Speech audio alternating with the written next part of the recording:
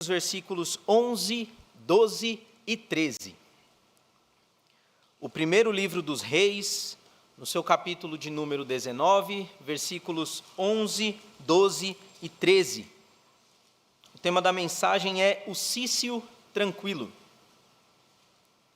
E a palavra de Deus vai nos dizer assim: E Deus lhe disse: sai para fora e põe-te neste monte perante o Senhor. E eis que passava o Senhor, como também um grande e forte vento, que fendia os montes e quebrava as penhas diante do Senhor. Porém o Senhor não estava no vento. E depois do vento um terremoto. Também o Senhor não estava no terremoto. E depois do terremoto um fogo. Porém também o Senhor não estava no fogo. E depois do fogo uma voz mansa e delicada. E sucedeu que, ouvindo a Elias, envolveu o seu rosto na sua capa e saiu para fora, e pôs-se à entrada da caverna, e eis que veio a ele uma voz que dizia: que fazes aqui, Elias? Louvado seja o nome do Senhor pela sua palavra. Os irmãos podem se assentar.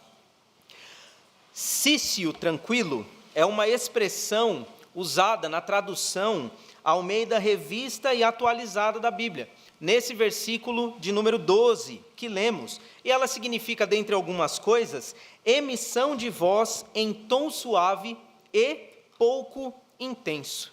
O profeta Elias foi quem ouviu esse cício tranquilo e suave.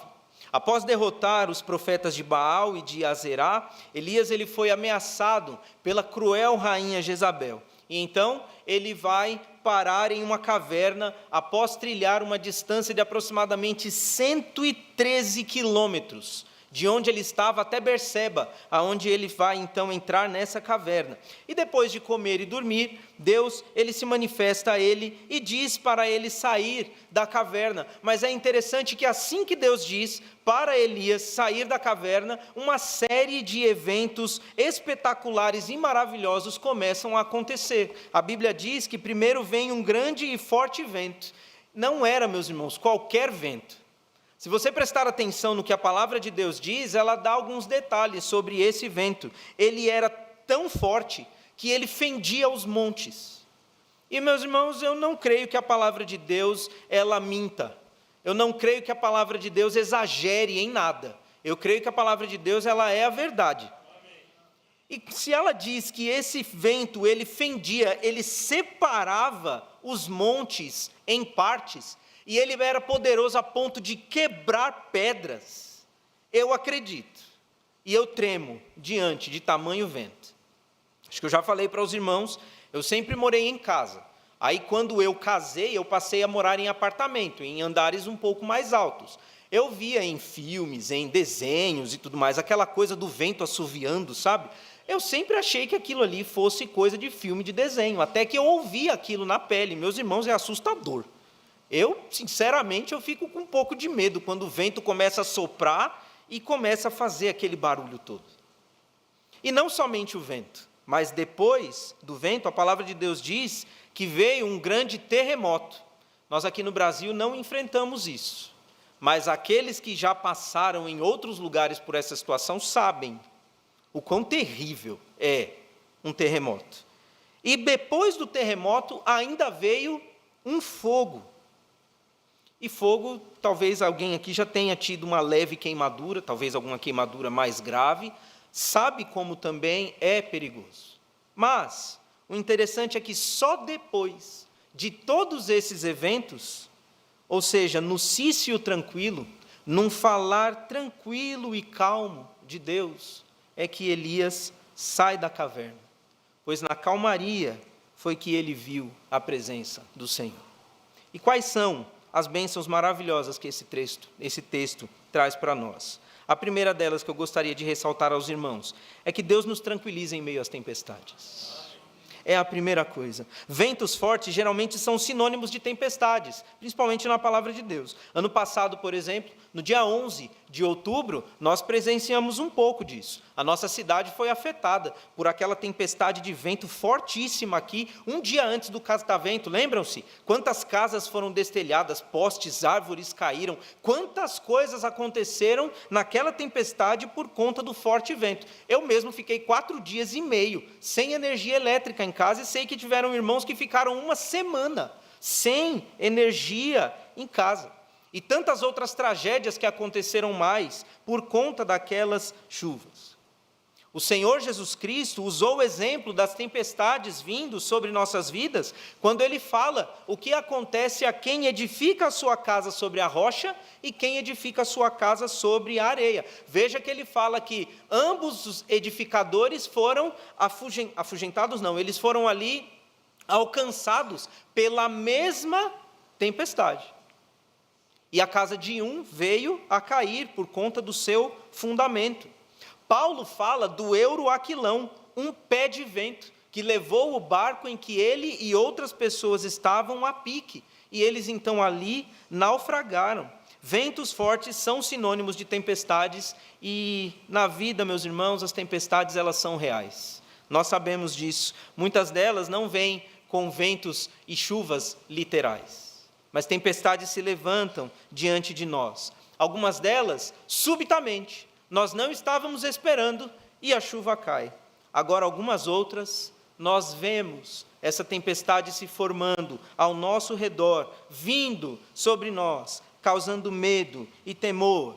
Começamos a ouvir os sons do vento, começamos a ouvir o som dos relâmpagos, dos trovões, e ficamos temerosos, porque somos seres humanos, e tempestades, sim, podem nos dar medo.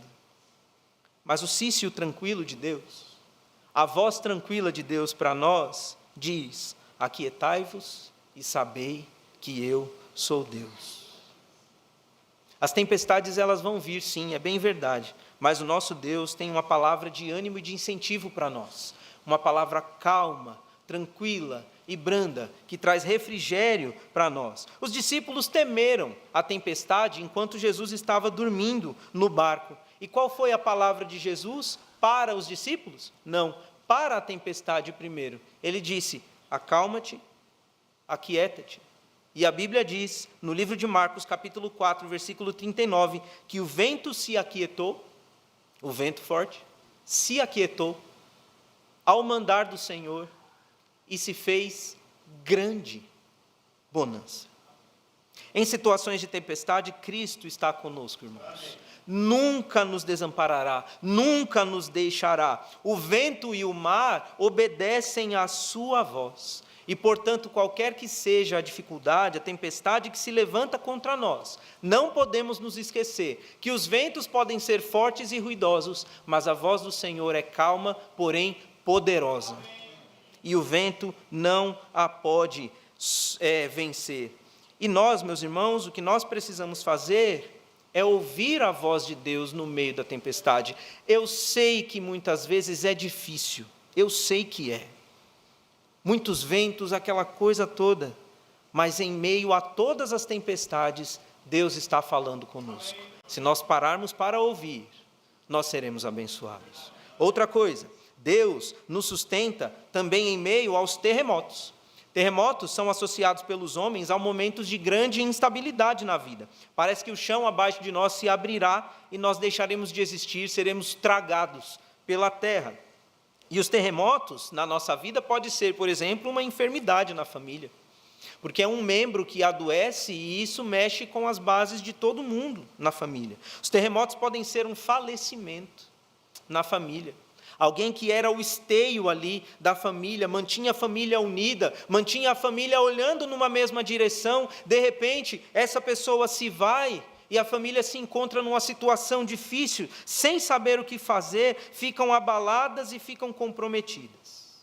Isso também pode nos alcançar, isso também pode nos visitar, mas mesmo quando os abalos nos parecem fazer acreditar que o mundo desabará sobre nossas cabeças, a palavra de Deus para nós vem calma e tranquila, dizendo: não temas, porque eu sou contigo. Não te assombres, porque eu sou teu Deus. Eu te fortaleço, eu te ajudo e te sustento com a destra da minha justiça. O mundo, meus irmãos, pode sim se abalar, mas se somos de Deus, estamos seguros em suas mãos. O mundo pode cair, mas nós não cairemos, porque o Senhor está nos sustentando. Quem sustenta as nossas vidas é o Senhor. Ele nos toma pela mão, não nos deixa cair. A Bíblia diz que Ele não deixará vacilar o nosso pé. A Bíblia diz que o Senhor é refúgio que o Senhor é fortaleza, que o Senhor é socorro bem presente na angústia. Ele é o Altíssimo, o Onipotente. Irmãos, não há Deus como nosso Deus. Não há Deus como o nosso Deus, e por mais devastador, por mais assustador que seja o terremoto, nas mãos de Deus, ele se torna apenas um meio para o Senhor mostrar o seu poder e a sua força para cada um de nós. Talvez você já tenha enfrentado situações de grande terremoto assim na sua vida. Mas lembre-se de Paulo e Silas na prisão. Foram açoitados, foram aprisionados, e quando estavam ali perto da meia-noite, louvavam ao Senhor, cantando hinos e orando. A Bíblia diz que sobreveio um tão grande terremoto que todas as estruturas do cárcere se abalaram e todas as prisões, todas as cadeias, todas as algemas de todos os prisioneiros e portas se soltaram e se abriram. Que coisa maravilhosa! Porque nós vemos nesse trecho que o terremoto era muito poderoso, mas Deus era muito mais. Porque a Bíblia diz, pelo grito de Paulo, quando viu que o carcereiro ia tirar a sua própria vida, ele disse: não faça nenhum mal a você mesmo, estamos todos aqui. Um grande terremoto, abalou-se todas as estruturas do cárcere, mas ninguém morreu, ninguém foi soterrado, ninguém foi prejudicado, e ninguém fugiu, o que é bastante surpreendente, visto que se tratava de uma prisão. Todos estavam ali. E olha que maravilha, aquele grande terremoto fez com que aquele homem percebesse que ele não foi um terremoto simples, mas aquele terremoto foi uma providência divina para salvar Paulo e Silas. E aquele homem vai clamando até Paulo e Silas e ele diz: o que devo fazer para me salvar? E nós sabemos o final da história. Não somente aquele homem entregou a sua vida a Cristo, mas a Bíblia diz que toda a sua casa foi salva pelo Senhor. Meus irmãos, um terremoto na nossa vida é sim Deus dizendo: olha, eu vou mostrar para você o tamanho da minha força. Eu vou mostrar a você o que eu posso fazer. E meus irmãos, sinceramente, é assim que nós vemos a soberania de Deus de uma forma grandiosa. Porque existe um determinado pensamento teológico que diz que Deus é soberano porque Ele sabe tudo o que vai acontecer, e Ele só sabe de tudo o que vai acontecer porque Ele determinou que acontecesse daquela forma. Isso não é soberania. Agora, soberania é ter o poder de sobressair em qualquer situação, sabendo ela qual é ou não. O nosso Deus sempre sabe de todas as coisas, mas isso nunca o impede de agir com poder sobre qualquer situação. Por isso, qualquer que seja a situação em nossa vida, Deus tem poder para fazer com que o nosso mundo volte a estar novamente em harmonia. O pastor estava orando e eu me lembrei de uma frase do nosso pastor, saudoso pastor Josué, quando ele falava: o mundo pode estar em crise, mas não há crise nos céus. Porque é verdade. O poder do nosso Deus, irmãos, é maior do que qualquer crise. Qualquer terremoto que seja, Deus nos mantém de pé. Louvado seja o nome do Senhor. E por fim, Deus nos aprimora em meio às duras provas. O terceiro elemento que nós vemos ali, fora da caverna com Elias, é o fogo. E nós sabemos, meus irmãos, que o fogo na palavra de Deus, na sua maioria, significa juízo. Eu não quero entrar aqui nesse ponto, não. A verdade é que muitas vezes nós passamos por provações em nossas vidas que parece com que nós somos como o ouro passado pelo fogo. O que é o ouro passado pelo fogo? É o ouro que está sendo trabalhado para ficar ainda mais puro, para ficar ainda mais valioso. E eu convido você a abrir a sua Bíblia agora em 1 Pedro, capítulo de número 1, versículo de número 7, para nós finalizarmos essa mensagem com a palavra de Deus maravilhosa. 1 Pedro, capítulo de número 1, versículo de número 7, vai falar por que é que Deus usa as provações em nossas vidas. A palavra diz assim: para que a prova da vossa fé, muito mais preciosa do que o ouro que perece e é provado pelo fogo, se ache em louvor e honra e glória na revelação de Jesus Cristo. As provas, meus irmãos, em nossas vidas, muitas vezes somos meio que passados como que pelo fogo, porque Deus quer nos fazer melhores, porque Deus Ele quer nos tornar mais puros, porque Deus quer nos fazer ainda mais preciosos, mais valiosos. E, meus irmãos, ser passado pelo fogo não significa que nós não cremos no Senhor, ou que nós não confiamos. Às vezes passamos por provas assim, porque nós estamos longe de Deus e Deus usa as provações para que nós nos aproximemos dele. Mas existem aqueles que já estão perto do Senhor e Deus ele fala, esse meu filho pode crescer ainda mais e eu vou ajudá-lo. Quando Deus nos coloca em provações, é porque Deus está, por seu amor, nos tornando crentes ainda mais rígidos. E aí eu não sei se você conhece o gelo 7. Gelo 7 é uma forma de gelo que ela é criada por conta de uma pressão muito grande que é exercida numa alta temperatura.